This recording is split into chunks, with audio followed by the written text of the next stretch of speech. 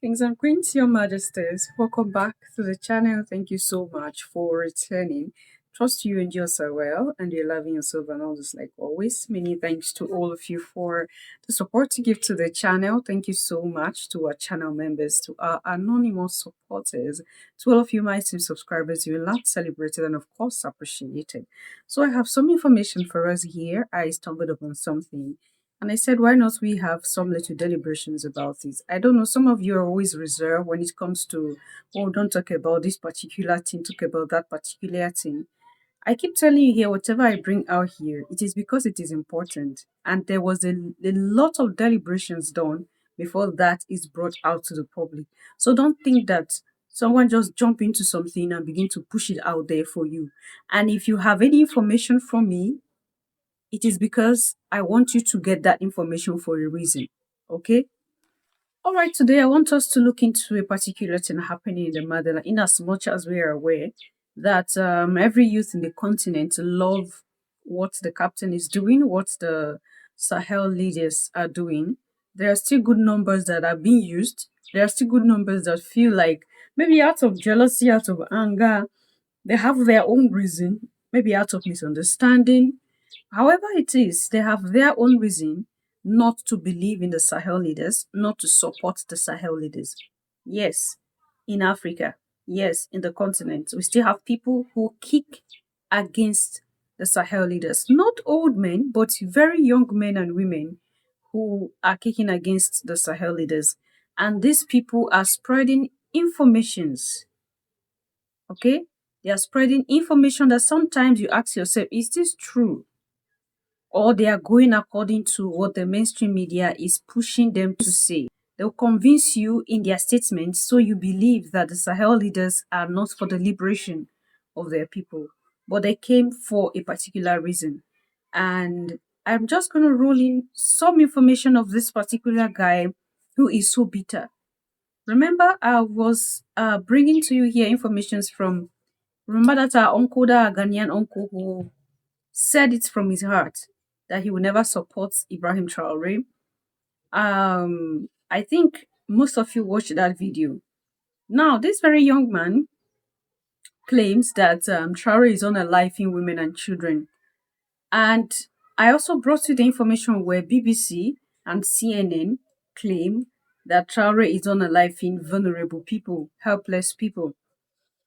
And that was debunked, okay? Traore himself came out and told us that it is still the work of the enemy trying to sow the seed of discord, mistrust in the minds of people so that they can, cause a civil war in Burkina Faso.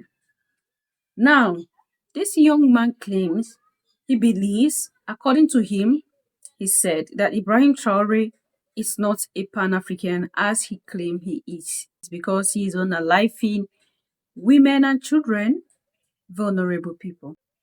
And he's not just stopping there. He attacks anyone who call him out. Anyone who makes a video and stitched him and say, okay, brother, I think you have to look again. You have to do more research. Do not talk out of emotion. He calls that person out. He insults that person. So he's not just insulting Traore. He's insulting all those who support Traore. And do you know the painful thing? There are a good number of people at the comment section who believe in this guy, who like this guy's video, who propagate this guy's video. And that's why I keep telling you here. Sometimes when we have deliberations that might not favor you, or you might think that it's not portraying what you want. It's not because we love to do it. It is because there are quite a good number of people who have the same ideology. We are bringing it out so that people get aware of it. When you are aware of something, you have full knowledge of that thing. It is better. That's why most of the times we bring out some information to you here. Okay? So there were a good number of persons who support this guy. Majority of them are still youth who have the opinion that Traore should not be doing what he's doing. Traore should sit down and watch the enemy use terrorists to kill everybody in Burkina Faso. He should not do anything. He should not retaliate. He should just sit down. Prior to Traore emerging as the president of Burkina Faso, a lot of death, a lot of hunger. Okay, their economy was so backward. Traore came, he is doing the best he can. In short, he has done so much. And still, we have people who claim that this man is not the best leader that Burkina Faso have. Listen to this young man, and we'll take it up from there. This message is for Ibrahim Traoré and his so-called fans. No man is above the law. No man is above the law. Yeah, you have come with the gun. Now you are committing genocide against your own people. You are proud of Thomas Sankara, but you are killing the people of Thomas Sankara. You are committing genocide against the people of Thomas Sankara. You call yourself a Pan-African.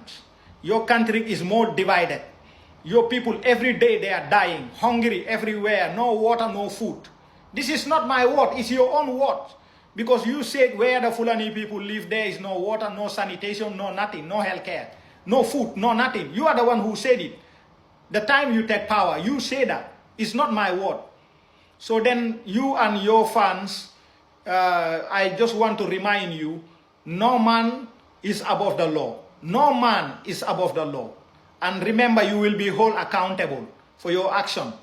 The killing of women and children, you are going to be held accountable for this. Yeah, you will be held accountable.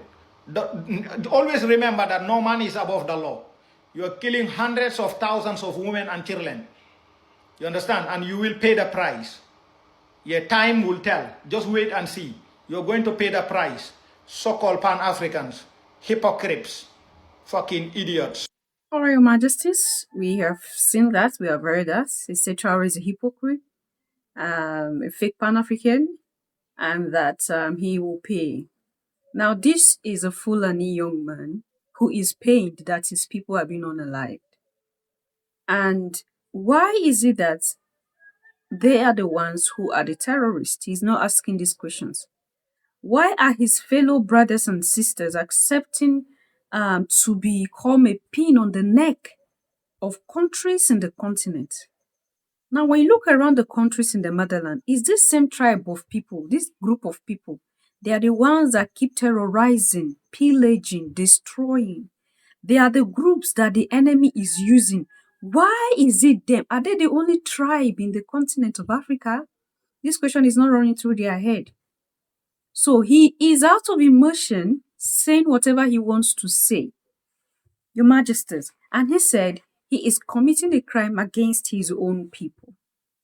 Now, remember when I brought the information of, you remember when I was telling you here that Mali and Niger, is it Mali, Niger, or Burkina Faso? I think two of the states or three of the states unalived a good number of terrorists that were migrating from Nigeria into the Sahel, the heart of the Sahel. They were unalived. And there was a comment one of you left. One of you said, the painful thing is that they are melanated people. The enemy is not even a white man. If it were other race of people, you would say, okay, it's not your race. I'm not saying unaliving anybody is even the best. But these are situations that the Sahel nations are forced in. It is not in their own system to keep on aliving people. The situation calls for it. These terrorists happen to be Fulani men, his own tribe of people. These destroyers happen to be his tribe of people. Those who are willing to collect money, collect ammunition, and go kill people are from his tribe. Now, where is the fault of Traore? Where is his fault? Traore is trying everything possible to see that the nation is peaceful. Now, why do you think Traore even joined the army? Most of you are not aware of this little story about Ibrahim, which I'm just going to give to you right now. Now, when you look at Ibrahim Traore, either on his left or his right cheek, you see that there is a particular, a wound that has healed, a sign there, just like something brushed through him, or just look at his cheek. You understand what I'm saying, right? Look at his photo very well. Whether his left or his right, I can't remember, but there is a mark on his face, on his cheek. Now, why did Traore got that mark? There was a time when he was asked to join the army. When the mother was asking him to join the army, he was like, he's not joining the army.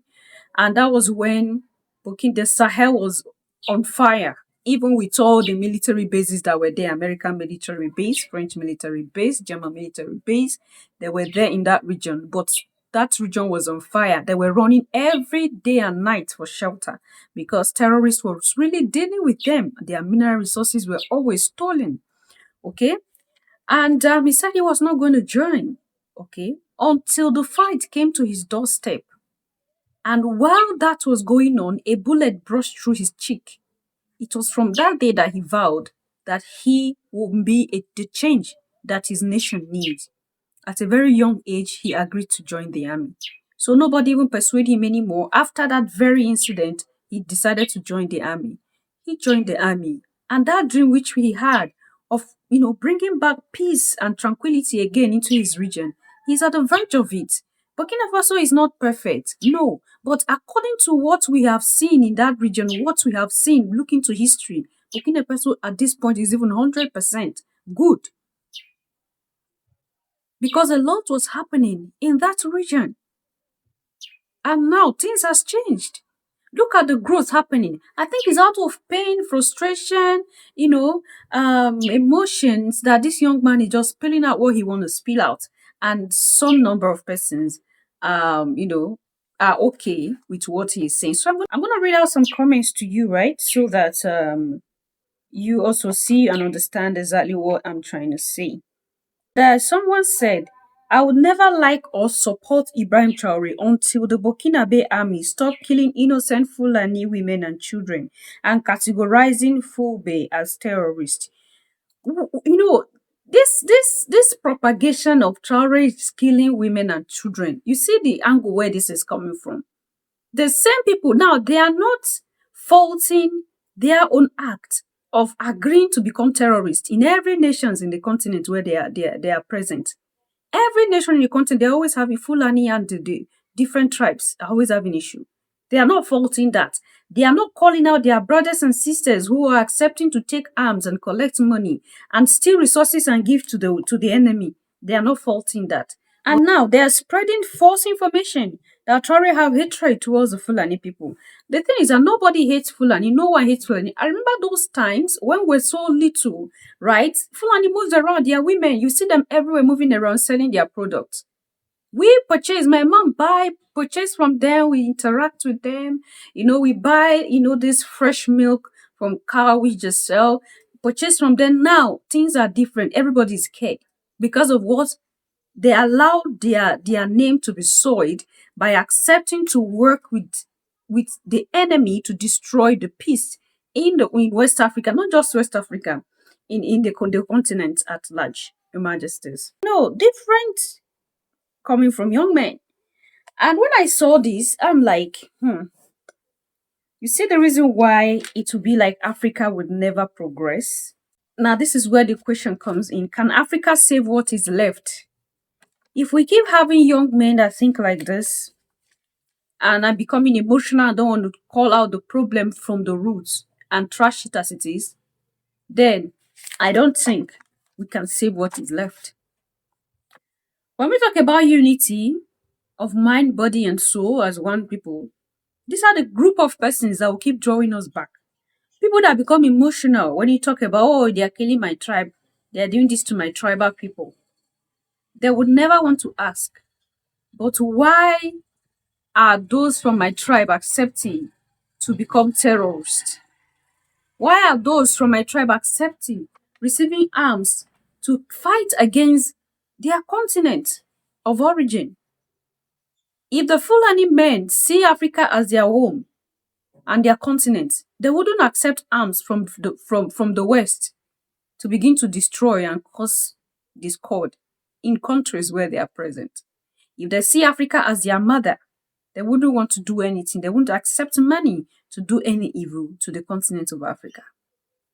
So, this is the situation we're faced with, that these young men are accusing Traore of unaliving Fulani men, their own tribal men and women, children. That's why I keep telling you, you have to be careful with mainstream medias. They have sowed that seed of discord already. oh, Traore is on a life. It's not just the men, they're just saying women and children. They know this is what will capture the minds of people and make people become emotional. What if it's the same men that are on a life in their women and children? This question does not come to mind. You'd be okay, why should they? Where there is war, there are casualties. Before they agree to take arms from the enemy to fight against the sovereign nation, they should know that that nation will protect themselves. The soldiers of Burkina Faso will protect themselves and their territories.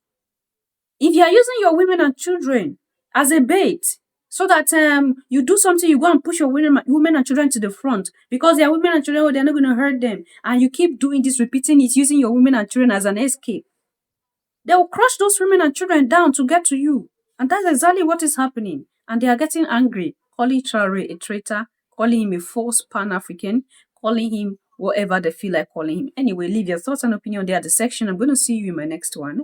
Until then, love yourself, love others. Stay safe, stay positive always. Your Majesties. Bye for now.